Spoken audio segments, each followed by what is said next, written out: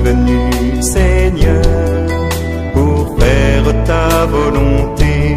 Je te donne tout mon cœur, mon sauveur.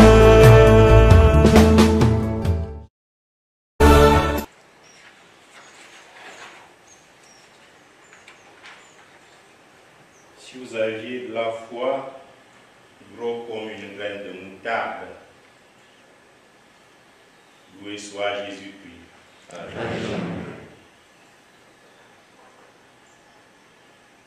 Dans la deuxième lecture d'hier, 32e dimanche du temps ordinaire, lecture tirée de la deuxième lettre de Paul à Timothée, Paul fait ce triste constat. Tout le monde n'a pas la foi, assortie d'une exhortation. Priez pour que nous échappions aux gens pervers et mauvais. En ce début de la 32e semaine du temps ordinaire, nous venons juste de terminer la lecture cursive de la lettre aux Philippiens et nous passons à la lettre à Tite en première lecture. En évangile, nous poursuivons celle de Luc, avec des accents qui nous visent progressivement vers les fins dernières des novissimis, en lien avec la fin de l'année liturgique qui approche. L'Église nous fait méditer sur des thèmes y afférents, thèmes d'une gravité spirituelle certaine, la foi, le repentir et le pardon, le scandale et le jugement. La foi. Avec les autres thématiques mentionnées, ce sont des questions délétères que nous tenons généralement bien à distance avec des pincettes hors de portée de notre propre vie. Questions plus qu'impersonnelles, à la limite éthérée, immatérielle. Ce sont de véritables scandales à tout point de vue. La foi d'abord, c'est un véritable scandale pour les hommes de notre temps. Jésus est décidément de tous les temps, lui qui demandait en son temps, quand viendra le Fils de l'homme, trouvera-t-il la foi sur terre? Si pour les disciples de Jésus, c'était naturel de faire la demande qui porte notre passage d'évangile aujourd'hui, Seigneur, augmente en nous la foi. Si pour certains d'entre nous, dans le cocon protecteur, lénifiant et réconfortant de l'Église, il semble naturel de dire la foi ou de la professer, nous n'oublierons pas en priant aujourd'hui que la foi est une véritable gageure pour de très nombreux hommes et femmes de notre temps. Et en notre temps, c'est un véritable chemin de croix, une via crucis, une torture inimaginable pour les méninges et pour l'esprit. Il semble plus logique à nos mentalités rationalistes, plus naturel aussi, de nier a priori toute idée de foi, d'en écarter sans examen la moindre éventualité au nom des idéologies de notre temps. Là où sont passées successivement les Lumières, le positivisme, le scientisme et le matérialisme athée, bref, les maîtres du soupçon et leurs thèses succédanées, un nourrisson sort du sein maternel en éructant la mort de Dieu.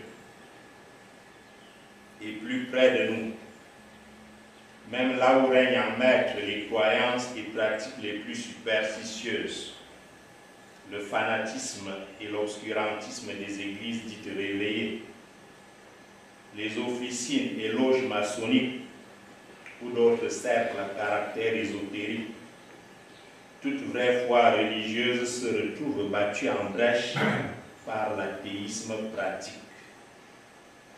On peut même prétendre croire en Dieu, en Jésus-Christ, à l'Église, mais vivre comme s'il ne s'agissait là que de fables tarabiscotées.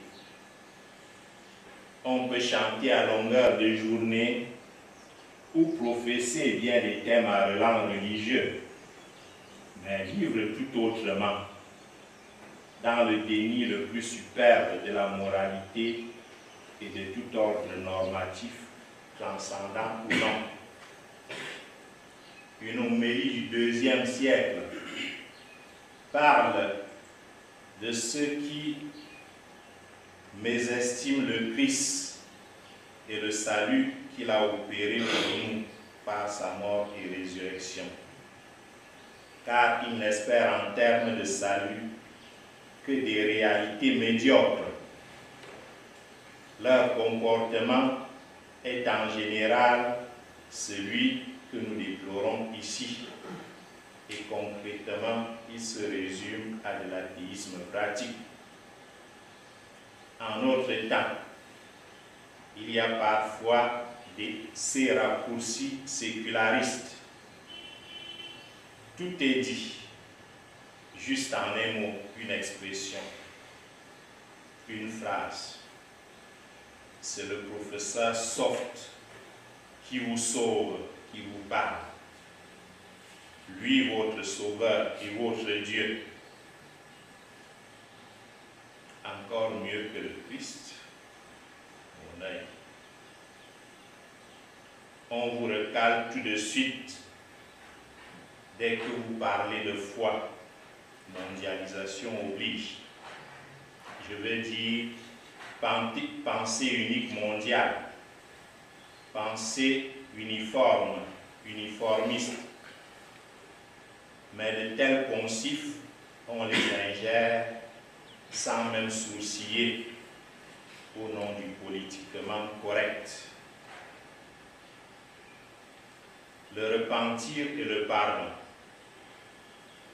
S'il y a quelque chose de très sacré que la foi chrétienne nous recommande de vivre avec ferveur, à côté de la charité, norme suprême de notre foi et en lien avec elle, c'est la reconnaissance, la contrition et le pardon accordé ou reçu. Dans la prière dominicale de notre Père, Jésus nous fait demander à Dieu: pardonne-nous nos offenses, comme nous pardonnons à ceux qui nous ont offensés. Et lui-même commande: car si vous ne pardonnez pas du fond du cœur à votre prochain, votre Père céleste non plus ne vous pardonnera pas vos péchés. La mesure dont vous servez pour les autres servira aussi pour vous. En son temps, Jésus parlait de la dureté de cœur de ses contemporains et du fond vicieux émergeant du cœur de l'homme. Et qui peut le souiller? En notre temps, le Saint-Pape Jean-Paul II a très judicieusement mis le doigt sur la perte même du sens du péché. Si le cœur humain ne respire que haine, violence, rancune, vengeance, si en plus il ne voit aucun péché en tout cela, qui dira alors, comme nous venons de l'entendre dans l'Évangile, « Je me repens ». Même puis la main dans le sac, nous préférons toujours nous défendre, nous justifier. En cas de litige, chacun tire la couverture de son côté. Jamais personne n'a tort. Toujours, tous, nous avons raison. Dès lors, personne ne se repent et ne demande pardon. Personne ne pardonnera. Point de guérison donc. Car Jésus l'a bien dit que ce n'étaient pas les bien portants qui avaient besoin de médecins, mais les malades. Et que lui, il était venu non pour les bien portants, mais pour les malades, afin qu'ils se convertissent et puissent vivre. Nous avons encore là un écho assourdissant de notre manque de foi et de l'athéisme pratique. Nous savons très bien, de façon cérébrale, que Dieu patiente avec nous afin que nous puissions nous convertir et vivre, au lieu de tomber à notre mort sous le coup de son jugement et sombrer dans la mort éternelle. Nous savons bien avec notre cerveau que si nous ne pardonnons pas à notre prochain, Dieu non plus ne nous pardonnera pas. Mais nous vivons comme si tout cela n'était que des balivernes. Nous semblons continuellement dire à Dieu, ton chrono là est rouillé, tu peux toujours parler et nous attendre. On te verra. Le scandale. Voilà un autre écho en notre temps du manque de foi et d'un athéisme pratique assez généralisé. Tellement de choses scandaleuses jonchent notre quotidien et nos réseaux sociaux, les journaux et autres médias, sur le non-respect de la vie et de la dignité humaine, sur l'immoralité, le manque d'honnêteté, la corruption, la délinquance, la criminalité triomphante et sans limite dans nos villes et villages. L'inceste, le viol, la pornographie, la consommation de la drogue, le vice sous toutes ses formes, rien n'émeut plus personne. Les propos de Jésus sur la fin ultime des auteurs de scandales qui vont jusqu'à les imposer quotidiennement aux tout petits enfants devraient nous faire frémir. Mais personne ne semble s'en soucier.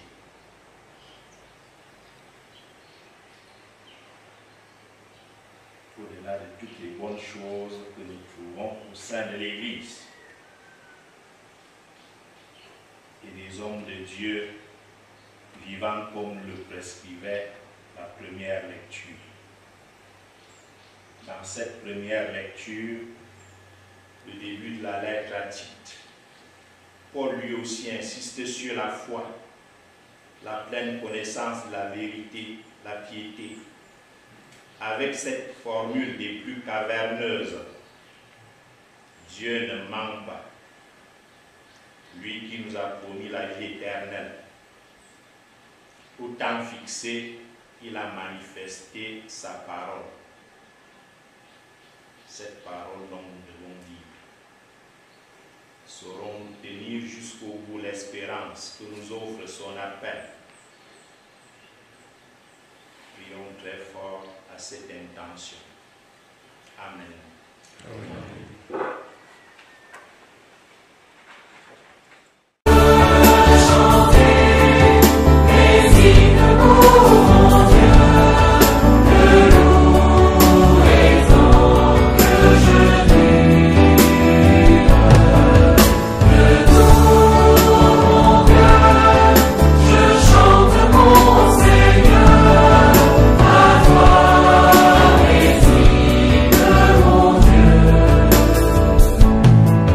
Voici venu, Seigneur, pour faire ta volonté.